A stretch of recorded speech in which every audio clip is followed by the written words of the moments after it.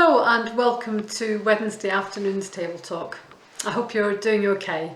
It's Alison Sound here, the team vicar from Melksham Team Ministry. How's your week been? I hope it's been interesting, safe. It's certainly challenging again this week. We've heard about the retightening of socialising. This week, just yesterday, the Prime Minister said that we can't gather in large groups again. It really is a case of getting used to the ebb and flow, the flux of COVID, isn't it? We have to see where we are, and on a daily basis it feels we adjust our lives accordingly. This season within the Anglican Church is Creation Tide. It's a time where through the month of September we think about all those things that we are ready to give thanks for when we get to Harvest Festival. We think about how we are looking after our world and what we're doing about the things that need sorting. It's a time for us to really reflect on not just what we know is God's good creation, but our impact on it. Here we've got some beautiful flowers and we've got some of the beauty of creation. Nothing like a bit of blackberry and apple jelly. This one is made with fruit from two different gardens, the loving hands of Wendy, and all placed together in a jar for some delight. But life isn't always as sweet as a jar of jelly. The other day I was invited to speak on the radio, and the topic was about women in ministry. Now, for many of us, we've been here a long time, and the notion of actually having a conversation about needing a dean of women's ministry was a bit of a challenge. I did the talk and I received an email from one of the congregation that said that she'd been really impressed by what I'd said, but why did we need to be having that conversation? I wrote back and said, well, actually, it's still quite difficult for women in ministry in some pockets of the church all over the country. There will be people within congregations who still struggle to accept the authority of a woman in leadership in the church. My answer to her next question was, what do you do with that? Was actually, I actually live each day as I can, leading and living my life with as much grace as I can find, and dialoguing, getting to know people and understanding their point of view. But it did make me think about the bigger picture. We are still having conversations about women in ministry, and I suspect we will still have conversations maybe in 10, 20, 50 years' time about whether it's right for women to be in a leadership role within the church. Even though we have bishops and it's a done deal, there will still be pockets of people who don't quite think it's right.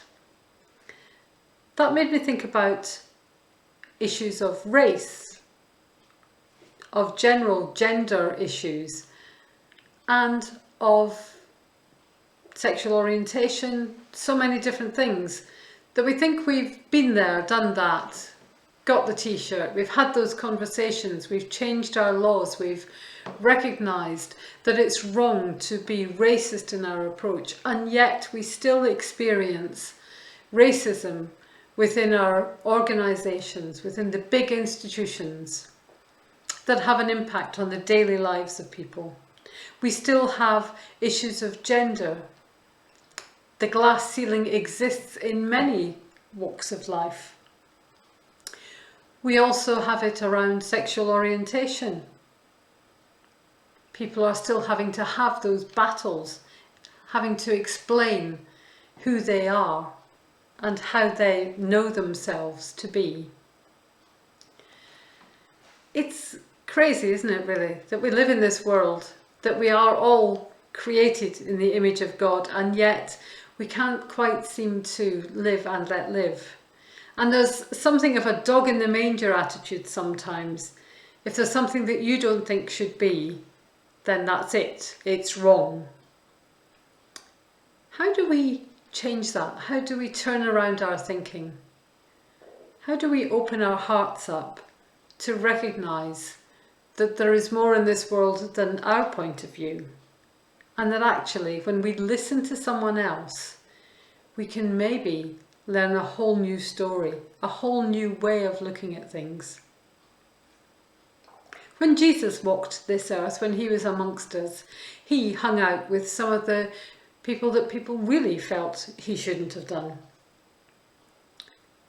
There were prostitutes, there were tax collectors, there were people with leprosy, all of whom absolutely no-go areas, especially for a man in that time.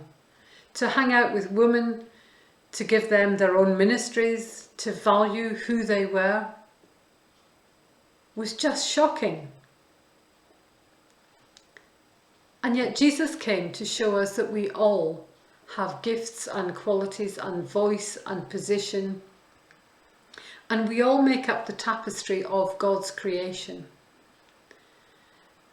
So when we're thinking in this creation tide about how we look after our world, what we do about issues of plastic, single use, what we do about climate change generally, how we get our ancient buildings into eco-friendly places of efficiency, how we do all those things is tied up with how we think and how we accept change and how we open our eyes to see something through a lens that we might not have been able to see through in the past. Once upon a time, everyone thought the world was flat.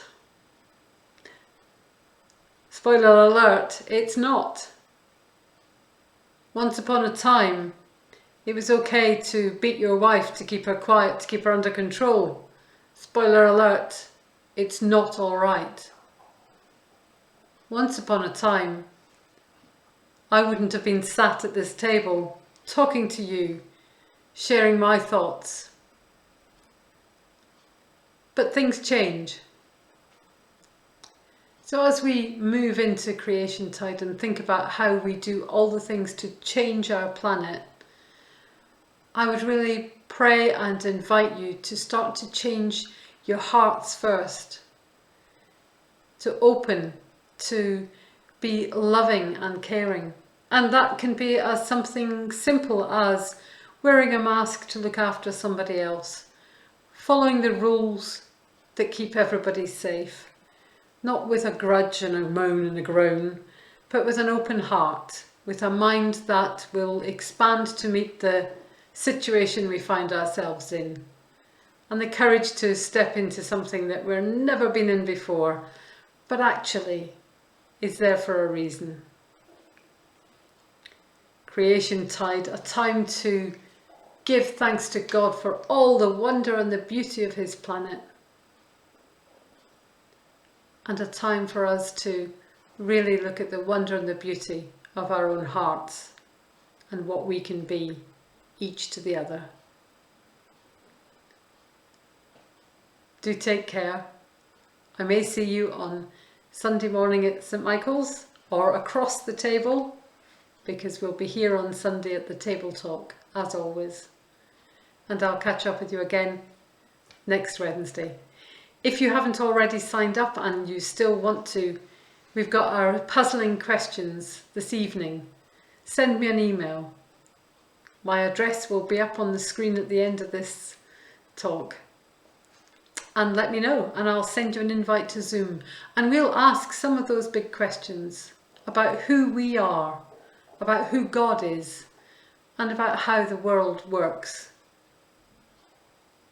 So be in touch. Take care and God bless. Bye for now.